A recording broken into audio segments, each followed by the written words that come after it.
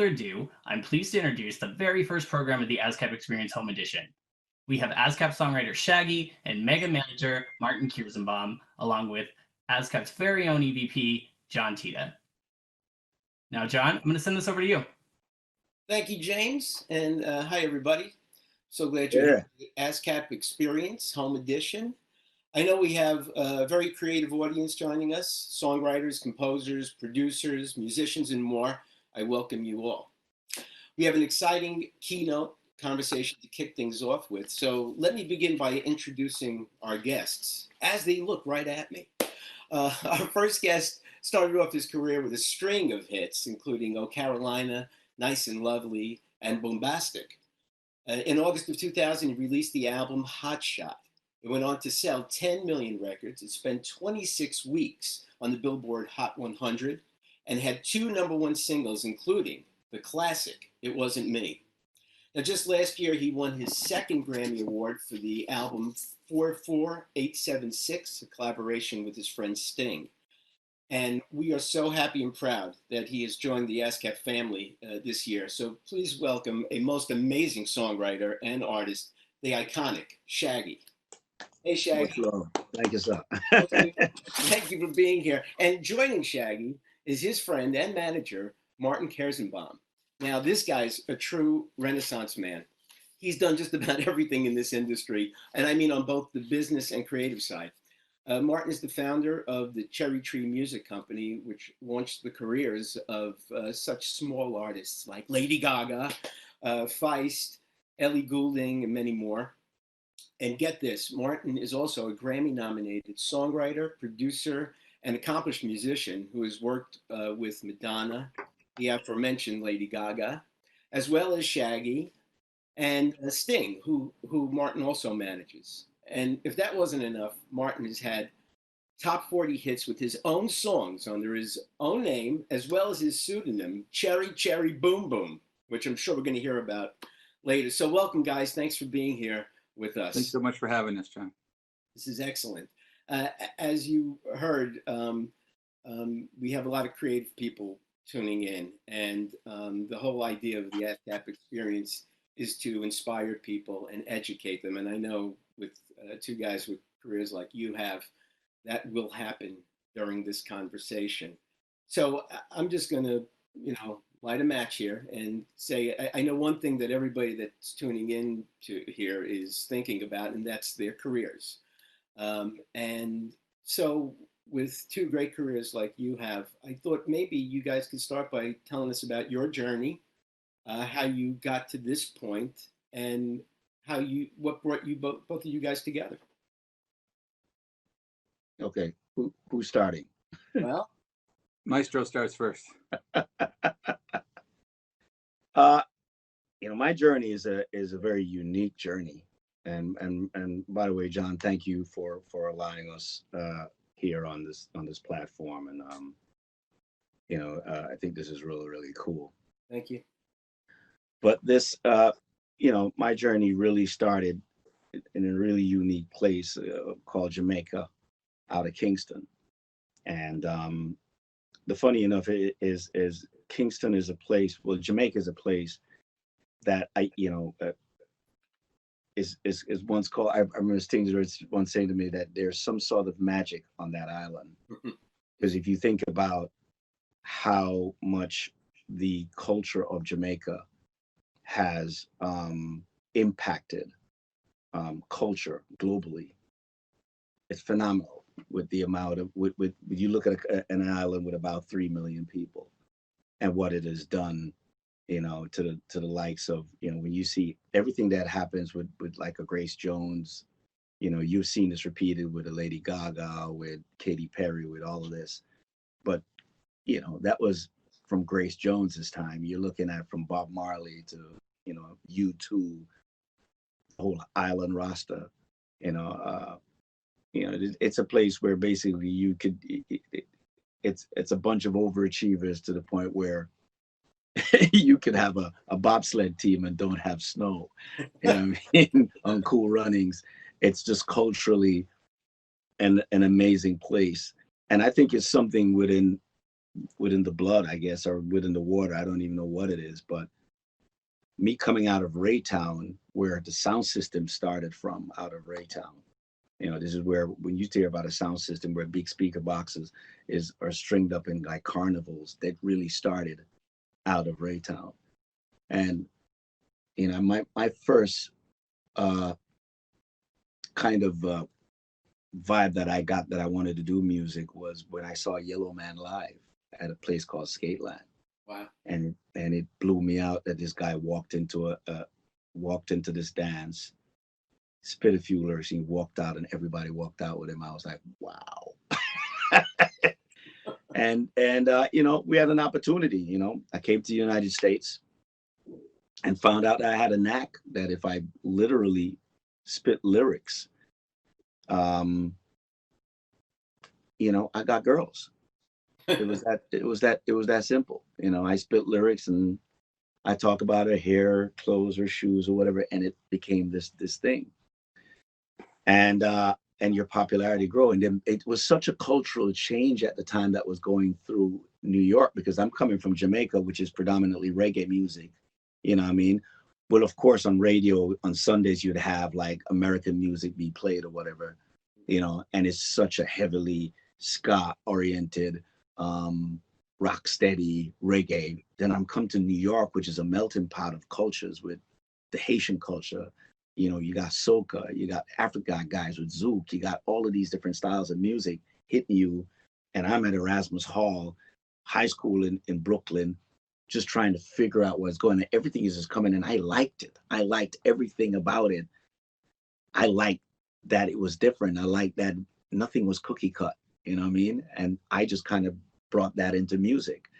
And when I started doing dancehall in New York, it started as cookie cutting because I had my heroes that I basically, from a Josie Whale to a Super Cat and any of these guys that I was like Shabarangs. So it was like, okay, this is what they did. Those were the successful guys. Those were the bar. But once I started to do it, I went on tour with Maxi Priest and realized that there was a global audience. It wasn't just my backyard audience of Flatbush. And that global audience led me to do songs like Oh Carolina, which was totally left field from what dancehall. And, when you think of Oh Carolina, Mr. Boombastic, any of these songs, one thing is for sure, they're all very different songs. They sound different. The sound is very different. And when we did, there's a quick little story, when we did Oh Carolina, and it was such a massive #1, we were signed through Greensleeve at the time, and then Virgin picked us up at that point, and they wanted me to repeat it. So it was Sly and Robert who was doing a song called Tease Me with Chakadee Miss Pliers. And there was another song by Apache Indian called Boom Shakalak, which, Steve Apache Indian and I, we used to hang out, and he drove around the car the whole time with the song, scared to play it to me because of the fact that he thought I'd be mad that he nicked it. And I was like, man, dude, this is a smash. But the record company got very pissed off at me because I would not repeat myself. I wouldn't do another Oh Carolina. And I remember a big argument at Greensleeve office over it because I wouldn't do another Oh Carolina. And Michi Me and Lucci Wan, everybody was doing that style of music, and it was being so successful. And I refused to do it, and they labeled me as difficult and whatnot. And the next song I ended up writing was Mr. Boombastic. And I remember the first time them getting it, it was like, okay, what the fuck is this? But then it debuted at #1. That was the first time ever that a dancehall or a reggae song would debut at #1. And we did it twice after that with Angel and Wasn't Me, and of course with the album Hot Shot. And so the journey for me has always been, yeah, we did these really songs, but you got to remember that when we did these songs, there were no lane for this style of music. You know what I mean?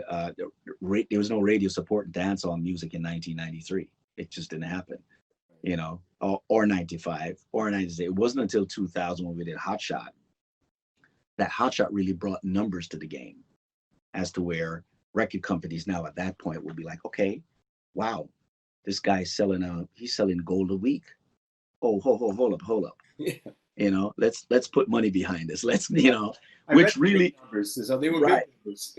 Yeah, which really opened it for the likes of somebody like a Craig Calman, who tried to sign me initially, right, and ended up going and got turned down because Roger Ames wouldn't actually wouldn't give him the okay to do it because he's like, it's reggae, it's not going to sell. But then we ended up selling 10 million. And he went back to Roger Ames and says, I got Sean Paul, you got to let me make this happen, which then happened. And by that time, you could have the conversation, say, hey, we're going to spend marketing money on this next Sean Paul record. And Roger Ames is being his boss and says, well, that's a lot of money. He was like, well, hey, look at Shaggy. Okay. You know what I mean? So the game at that point, it was opened up at that point, you know, and that's been part of the journey, and an amazing one. Truly. Martin? Oh yeah, that's a hard act to follow. It's pretty good. I've heard that story before, and I'm still riveted by it. It's actually really inspiring.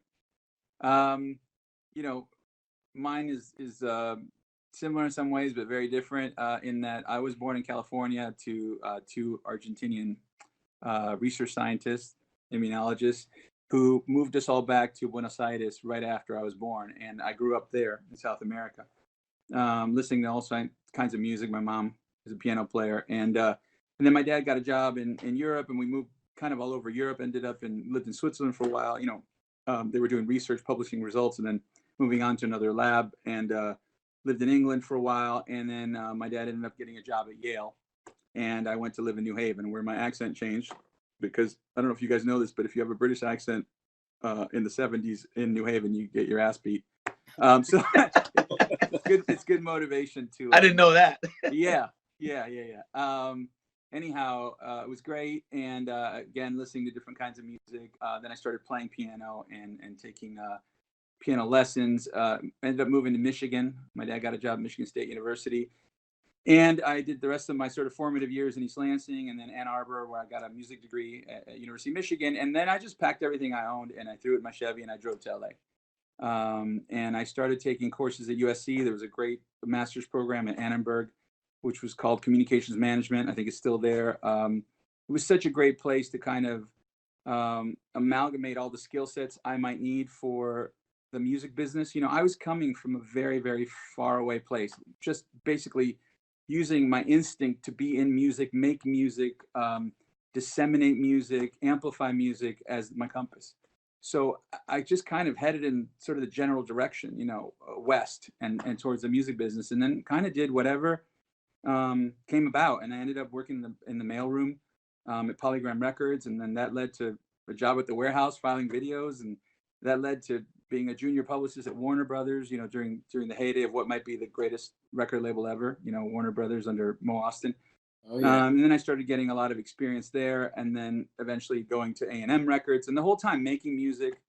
You know, that's really my primary love and the reason I got into the music business and songwriting in particular. So trying to do both, you know, but also trying to get good at some of it, you know, and really focusing on my job by then as a head of international A&M Records. And that's when I met Sting, you know, in 1991. So it's almost 29, 30 years we've been working together, and worked with a lot of other incredible artists, from Soundgarden to Sheryl Crow to, Extreme, Jim Blossoms. It was Bryan Adams. It was a great run, and I learned so much about the different sides of the music business. And then I moved over to Interscope when Seagram's purchased Polygram and amalgamated it with Universal. And so they merged Interscope, Geffen, A&M, and I went to work for Jimmy Iovine, who gave me an opportunity to kind of put all my worlds together, you know, do my international marketing and also do my A&R and music and things like that. It was a very fluid environment, and he really encouraged it, which led me to sign a couple of groups that I was fortunate enough to have a lot of success with.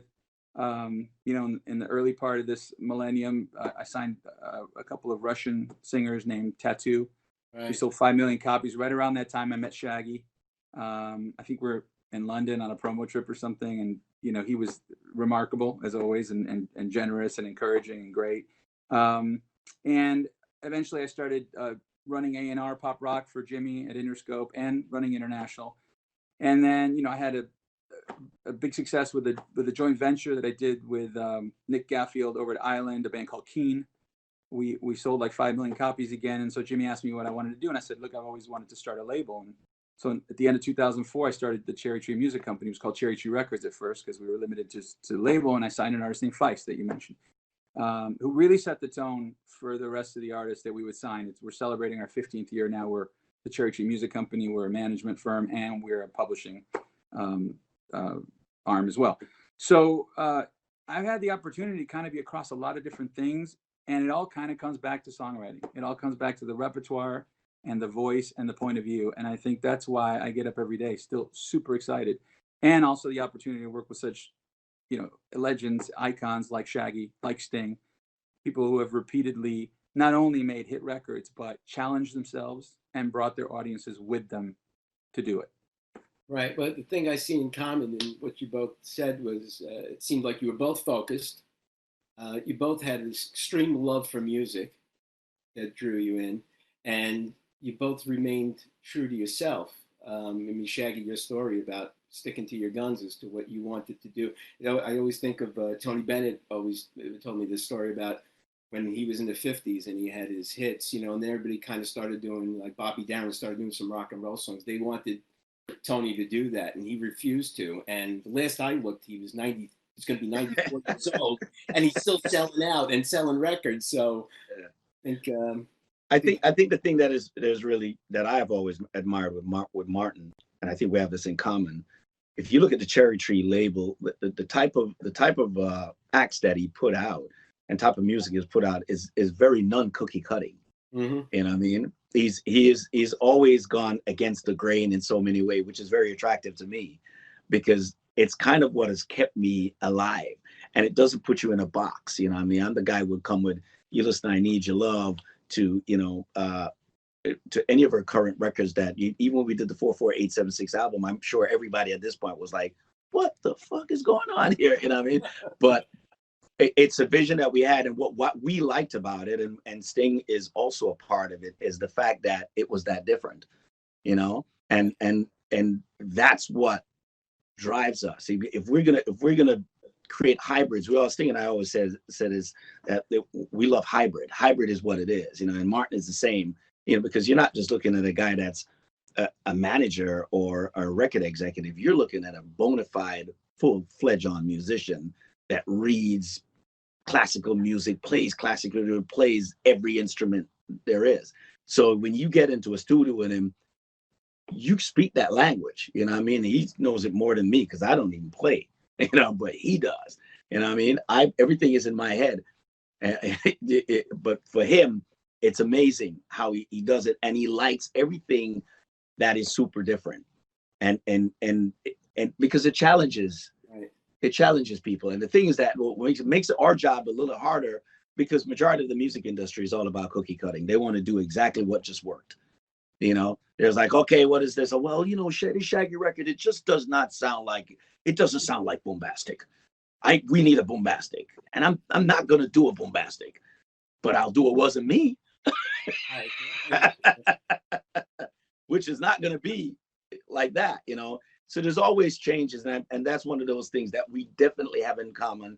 Another thing is that this guy's relentless, no sleep. For years, I've been doing music, and I've had people within my circles that after a while, it becomes very exhausting because you're the person that's the main driven one, and everyone feeds off you. What is so good about this situation now is that I have somebody who is just as, energetic, crazy,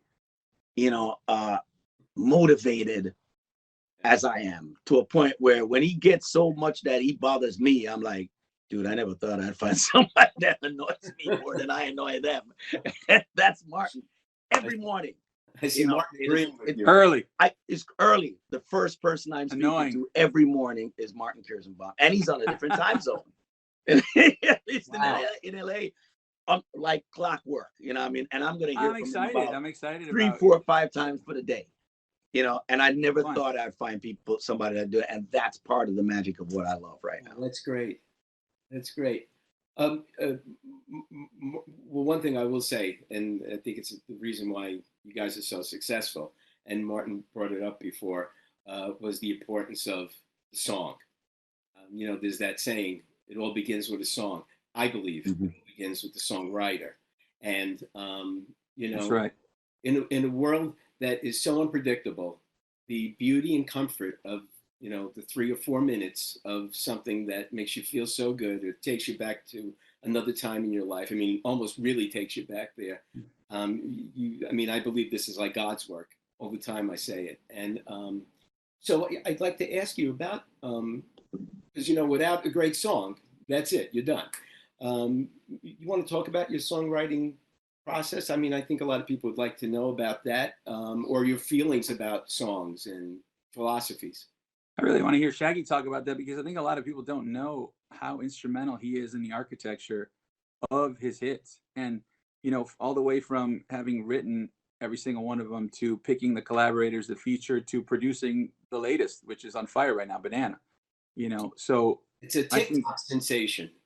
Yeah, but Shaggy's really the common denominator in all those sessions, and I'm really fascinated by his songwriting because it's so consistent. You know what it boils down to is always an ear.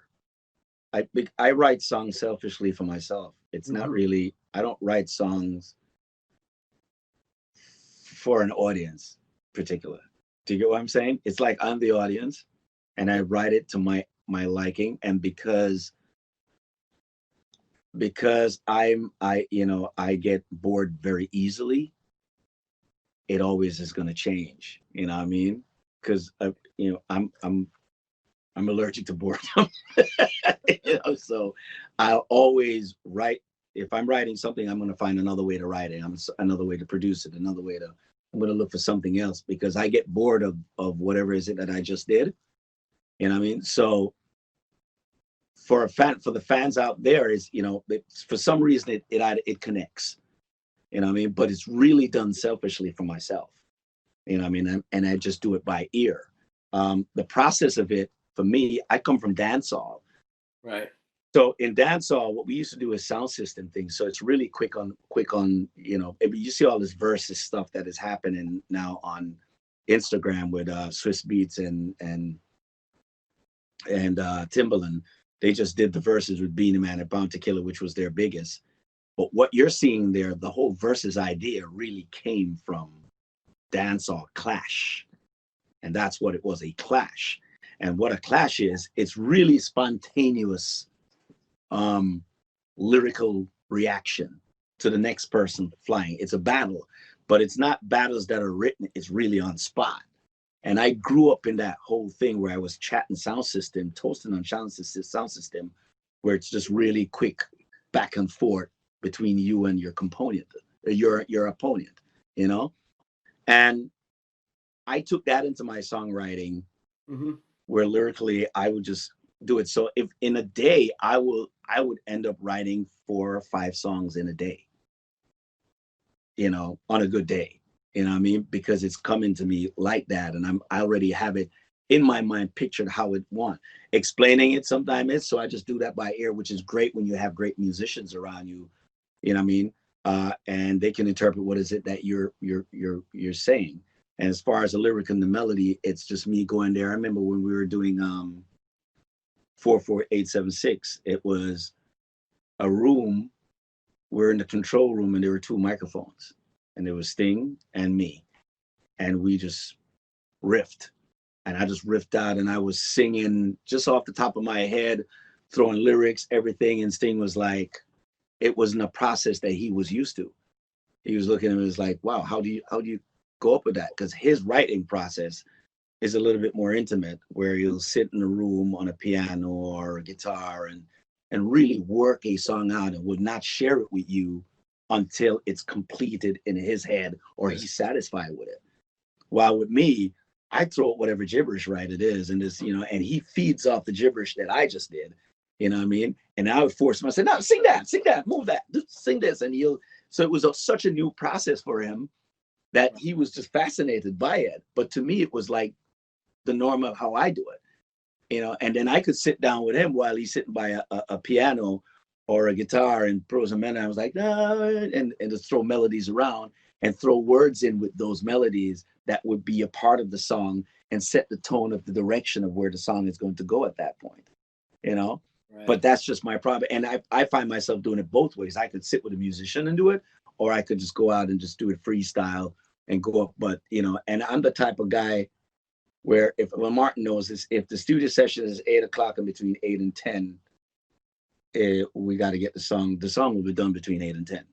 It's not. I don't have to wait for my inspiration to come, or it's okay. You get now. I'm not telling you between 8 and 10 when the song is done, I'm going to like it. I might not like it, you know what I mean? But it's going to be done between 8 and 10, you know what I mean? And I'll just get it done and keep it moving and go back to watch TV, So there really is no one process. No, there is no one process. It's crazy. It's different ways of doing it. I'll be sitting here. I'll call Martin. I think we're working on a Christmas album now with me and Martin. And I'll call him. I'll say, yo, I need this style of music. And he'll send me 3-4 beats. You know what I mean? And I'll be like, all right, yeah, we might need to move this, change this. Okay, the movement was too quick here. Do this, and we'll go back and forth. And then he'll be mad at me because he's in the studio and I'm sitting there watching. What was it? What was that? Documentaries. Yeah, yeah. I'm watching some documentaries. It's like, what are you doing? What are you doing? I'm like, I'm watching something else. Like, dude, I've been in here working. I just sent you these 3 minutes. I'm like, all right, yeah, I got you. Don't worry about it. This guy watches documentary. But then I'll go down, and then once I get in there and sit around and do it, I'll send him some, and he hits me back in the night. It's like, whoa, dude, wow, this is true. Wow, this is crazy.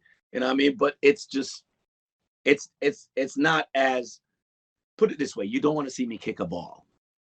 Okay.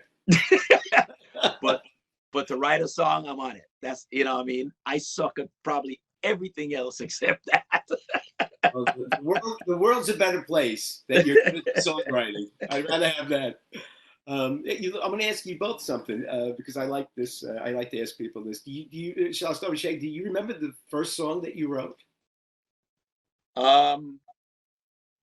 Like the one where you were like the first time you did it and went, wow, this is cool.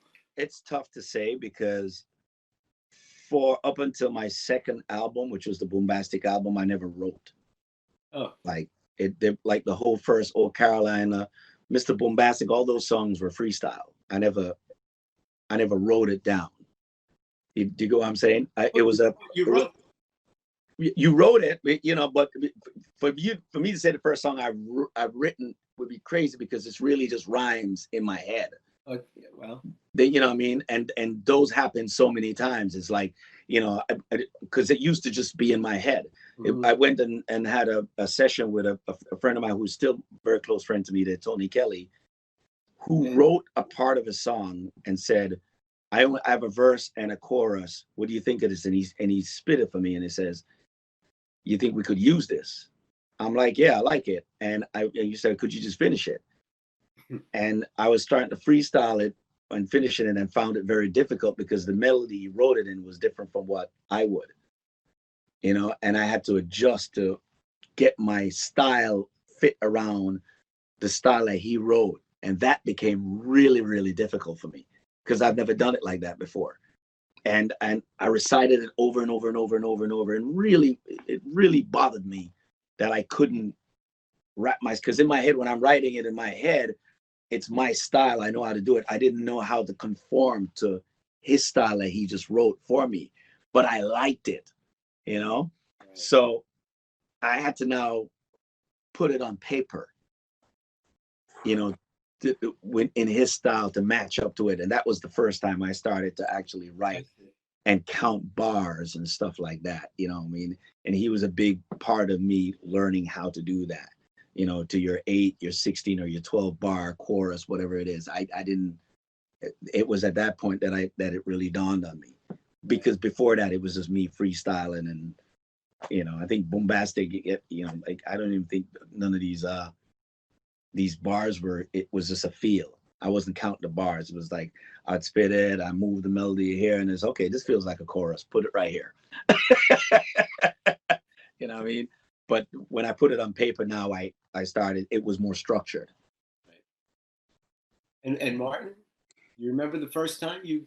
It's hard. I mean, I was surrounded by music. Like I said, my mom's a pianist, and my parents always played music on the weekends. Like it was a big part of the house. And, I started taking piano lessons pretty early when we got to Connecticut. I was about 8, and wasn't long before I started, getting interested in music theory and sort of the building blocks of music. And then once you start deconstructing music, you want to construct it. So yeah, I'm sure I wrote lots of terrible songs when I was young. But it kind of, as I developed as a person, I was also singing, playing, arranging, collaborating. My sister's a classically trained musician. She went to Eastman School of Music. She plays in orchestra. She plays bluegrass. She's a great fiddle player. So it was always around, and so I can't pinpoint a specific time. I can pinpoint specific times I wrote songs that I thought were worthwhile and that did well and that people liked, which is always nice when you write a song that people like it. But it sort of developed in me as I was growing up. Got it. I have a question from someone in the audience that I'm going to ask you both. It's from Regina Devon. And since your name is Shaggy and you call yourself Cherry Boom Boom, here's the question. Regina says, I'm having such a hard time choosing an artist name. How do you both go about choosing yours? And do you have any advice for choosing one? Good question. Well, Martin, I think both our names were assigned to us, Oh, okay. Yeah, Lady Gaga, it's similar to an email I was using to correspond with her. And of course, the cherry motif, Cherry Tree Records. My surname means, cherry tree.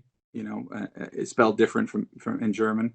But we were doing a song called AA at the Village, and she's like, "You need a nickname that I can sing in a song." And she sang literally the first time she ever sang it was we used that take in AA. She said Cherry Cherry Boom Boom, and I was like, "Great, Lady Gaga named me, I'll take it." It was fun. Wow. I think you had a similar thing, right? No, mine was a nickname because I was this really skinny guy with shaggy hair.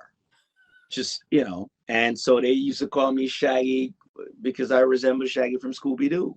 And it was just, I hated the name because who wants to be called, Shaggy from Scooby-Doo? But then I went to England when I was promoted in Carolina. And I got picked up by a record rep from VP Record, from Greensleeve Records.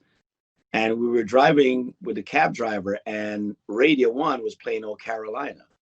And the announcer on the radio station says, I can't believe they're playing a record from a bloke called Shaggy.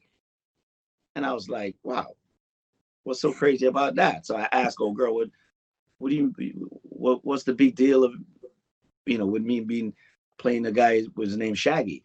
She's like, it's England, Shaggy means something else. And I was like, what? And she says, shag means to shag. I'm like, oh. Yeah, but right after that, it was the coolest name you could think of. Of course.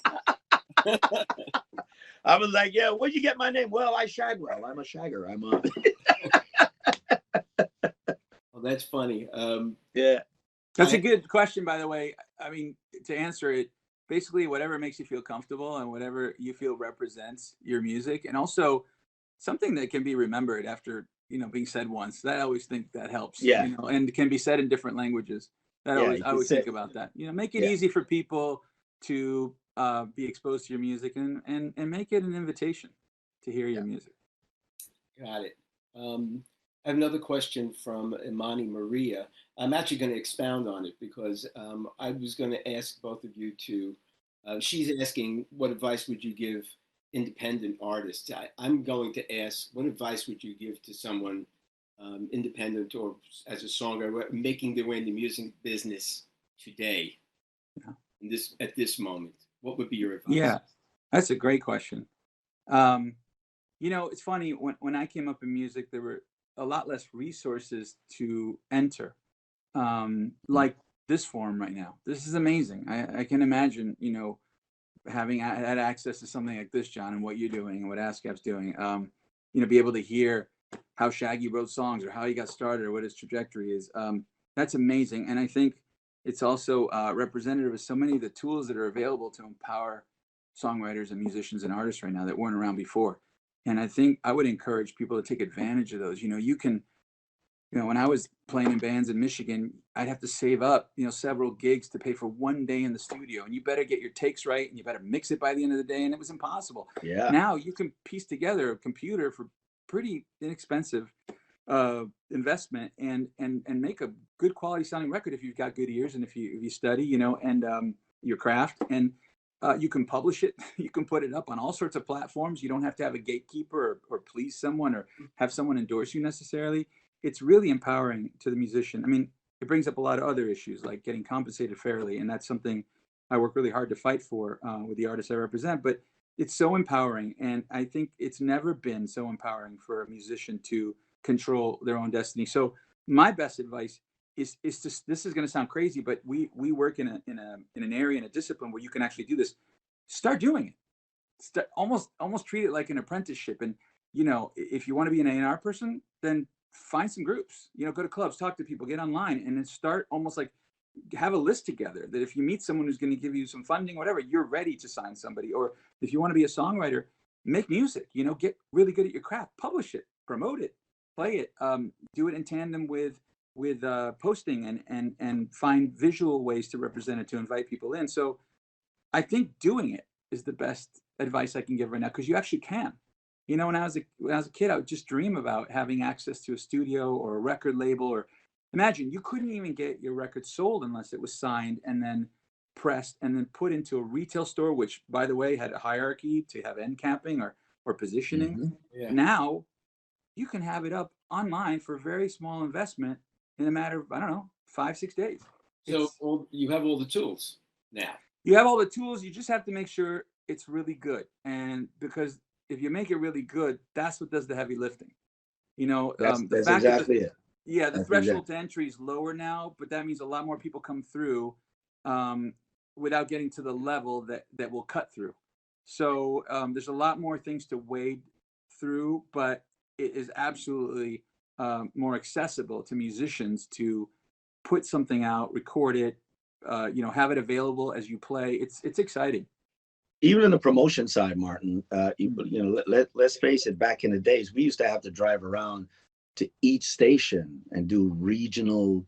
I remember where I was in England, we were doing regional radio. We had to, that was so brutal to do. Now, you know, you get online, there's social media, you tap a button and people get the information, you know, and even with the business of music itself, you know, for me to learn things about music and just the business of music back in the day, you know, I used to go to that book, Everything You Want to Do About Learn About the Music Business, you know, or that was our go-to, and you try to figure it out, you know, and then with technology, things has changed, and you know, you try to figure. Now, is nobody could tell me that they can't understand publishing or can't understand, you know, the business of music. There is YouTube, brother. You know, you could go on that right now, and there's somebody, if you don't want to read it, there's somebody sitting there explaining it to you.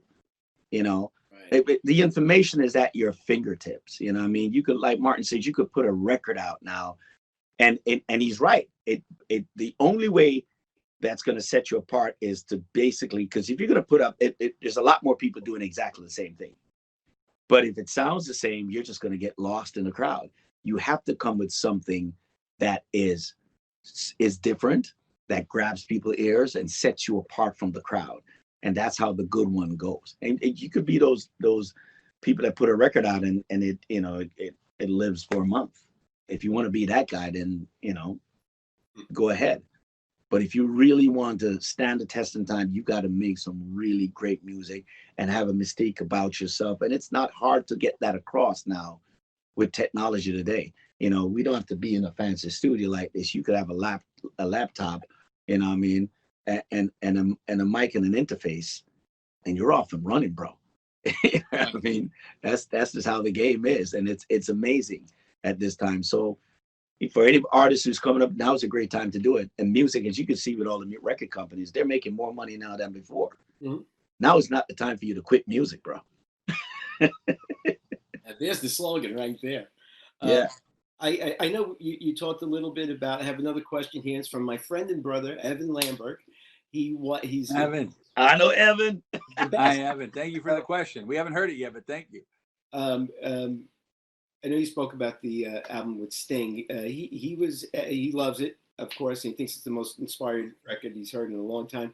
How did the collaboration actually happen? Martin. Shaggy. Martin. Well, I can't answer it, so you. Well, the essence of the collaboration is the compatibility, both artistically and as human beings, that Sting and Shaggy shared. And I think that disbelief and skepticism that initially met the idea turned into, a beautiful sort of trajectory of an amazing, original, inclusive project because of the warmth that was palpable coming from this camaraderie, and so. I can say yes. I reintroduced Shaggy and Sting. I had a song that Shaggy sent me that I thought was wonderful, that I thought Sting would sound great on. I sent it to Sting, and literally Sting drove over to the studio. 45 minutes after hearing it. But it wasn't that. It was the spark that they shared. It was they were just simpatico. And that story that Shaggy told earlier about how we set up 2 mics. It was at Sear Sound in New York. And they would just sort of scat or improvise over musical ideas. But I don't know if you noticed this, Shaggy. I mean, you of course you were living it, but I was in the control booth looking and going, how do they know when one should stop and one should start? Yeah. Even though you weren't singing lyrics, it sounded like you knew the structure. It sounded like a song. It was magic. I mean, I'm getting goosebumps talking about it. There was something really just interconnected, and now you guys have become dear friends and you vacation together and you're hilarious together.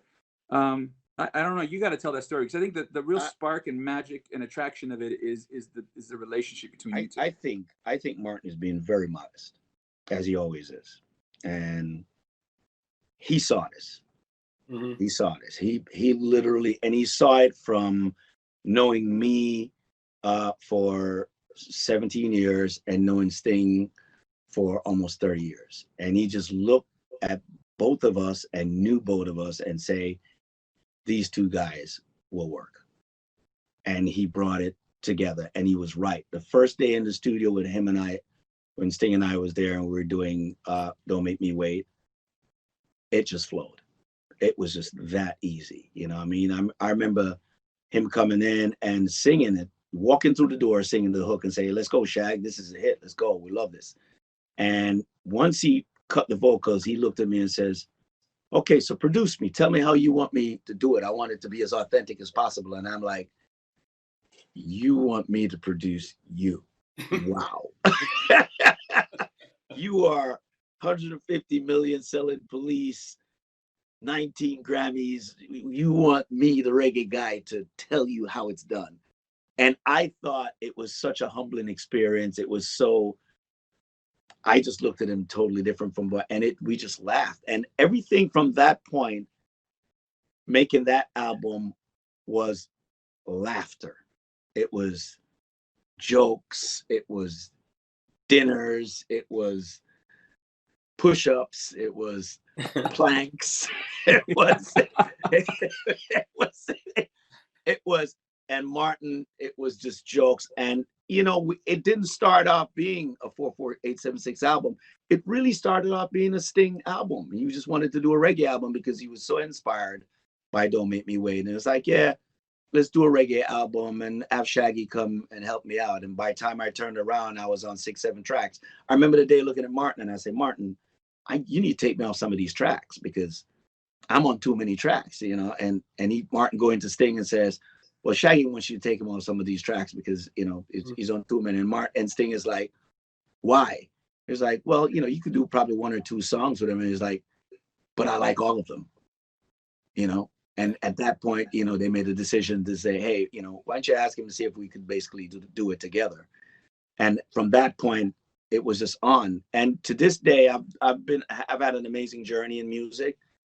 And I've said this to Martin all the time. This was the most fun experience, touring, hanging out, that I've ever had in my whole career. Well, that's why the album is so great, that joy comes through. Oh, absolutely, brother. Yeah, I mean, listen, I have my own career and Sting has his own career, but if we and Martin knows it, if we could sit and tour together for the rest of our lives, we'll probably do it. We know, we know. It probably wouldn't By be the way, smartest thank you thing. to Evan for that question and also for being so supportive. Evan's my publisher. Oh yeah, Evans is Shout out Evan to is my Evan man, and man. Jody. I've known Evan for so many years Yeah. too, you know. So Thank it's you. great. Right. I think we all could say that. I do want to ask about, I know we talked about Hot Shot before, and that's actually when I first met you a long time ago. But this year's the 20th anniversary. There's a Yeah. Hot Shot 2020 album coming out. Yeah, man. You know, 20-year anniversary. This album was such a milestone for a culture, for a genre. You know, like I said, Hot Shot brought numbers to the game. Hot Shot was what really made dancehall become a force to be reckoned with on the mainstream. You know, remember now this culture of dancehall has spawned such genres as reggaeton and influenced such genres as Afrobeat and hip hop. You know, uh, but Hot Shot was the album that really brought a movement to it. And so to celebrate it for its 20th year anniversary, we wanted to do an anniversary edition. But we just came up with me being a guy that's allergic to boredom and didn't want to, you know, cookie cut and do Hot Shot over track for track, word for word. We came up with an idea, Walt Martin and I, about how about we just do 5 of the most popular stream tracks from Hot Shot, which would be the singles. We added Keeping It Real and the title track, Hot Shot. And then we put 4 new songs on it. We with those 5 songs, we gave them an upgrade of a 2020 feel, just sonically and musically, gave it that new updated feel. We put Ray Vaughn on It Wasn't Me and put Sting to sing on Angel, because Sting sang it every night anyway on tour and loved it. And we were cutting these.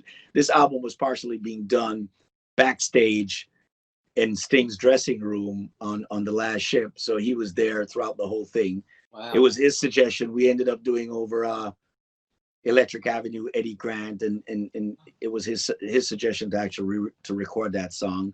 I did Buckingham Palace, Peter Tosh, because it was always one of my favorite, and Sly and Robbie is like my gods, and Robbie is one of my dearest friends, and of course we added like Mr. Boombastic, Oh Carolina, Strength of a Woman, Hey Sexy Lady. We put 2 new songs on there, a song with a young lady by the name of Ronnie called Caribbean Plans, and of course we did Primavera with me and Sting, another Sting and Shaggy song, which is a song that we had done with we had started on the 44876 and ended up redoing it now. And it's, when listening it down, is such a fun, lively, smile on your face kind of a record that it works so well for this COVID time that we were in, that I kept listening over and over again. And of course, Rob Orton, you know, put that super mix on it. Martin produced on it. Il Shane Wayno, Husong, Il Dave Wayno, Holiday, Il Wayno, Costi. you know, Costi Official. These guys are just For Little great Mermaid musicians. fans too, there's the quintessential version Oh of yes, Shaggy's Under the Sea. Under the Sea. We did that Yeah. on there too. And And so play it makes on that perfect. And of electric course, piano right there. right. And of course, you know, we added Banana also to this album, which Shout is out to doing Steve incredible. Greenberg for that. Big up Shout to out Steve ASCAP. Greenberg for, Yeah. for allowing us that. Let's talk about that, because while you're celebrating this 2020 Hot Shot from the past, you're so in the future. You're all over TikTok with Banana, and you're doing a video game, Animal Crossing. Yeah. You want to talk about that a little bit? I let Martin talk about it. This is the best. So I don't know about everybody out there, but my wife Heather and my son Andrew got me into this game, Animal Crossing, which has been around. It's like, I think, the 4th iteration, but it's fantastic and super immersive on the Switch, Nintendo Switch, and it's, you know, we've been sort of doing it together, passing the time during the quarantine, and it's really kind of fun. And there's a gentleman named Gary Whitta who did the same thing with his kid and started, you know, getting into it, and got so far into the game, he created a talk show set inside the game, and he hosts it as an avatar. And so Shaggy on Monday will appear as Gary's guest on Animal Talking talk show inside of Animal Crossing, also simulcast on Twitch. So it's pretty progressive. It's very much in keeping with Shaggy's futuristic and maverick kind of endeavors. Shaggy's going to be singing on it as an avatar, and he's going to be talking to Gary. And I mean, I couldn't be more excited. I'm very popular at the house right now because of this. So thank you. Yeah, it's fun, man. And we put it together, and it was just it's so entertaining even just doing it. So I can't wait for it to air. And of course, we did Banana was one of the songs we did on there too. So it's just amazing what is happening with it on TikTok. Shout out to Conqueror. Shout out to Conqueror. And big up to Martin, who brought the song to me from Conqueror. And I thought it was so clever. These lyrics were so amazingly clever. And big up to Martin for insisting that I do this record. And we ended up reproducing it and putting great drums to it and giving it that dancehall feel. And big up to Steve Greenberg, who I gave it to, and I called him and said, "Hey, I got a record for you," because he did a record that was similar in the sense like he did Who Let the Dogs Out. And I think this record was I kind of got that whole vibe from it, and I said, "Steve, this is perfect for you." And he actually went with it and, is doing his thing on it. And, I'm very, very happy with the team of people that's behind it and what this record is doing. And the thing I love about it the most, when I look at these TikTok videos, wow, how much smiles it put on people's faces. My God, people are just so happy doing this thing. That's the win for me. That's the feel good for me, is how happy people are, especially in these COVID times. Wow, that's great. I find this hard to believe, but we're just about running out of time. And yeah, you guys were amazing. I thank you both, not only Martin, for your vision and what you bring to the world of music as a businessman, as a musician. I mean, I don't even know what to say about that. You're an amazing guy. And Shaggy, thank you for writing.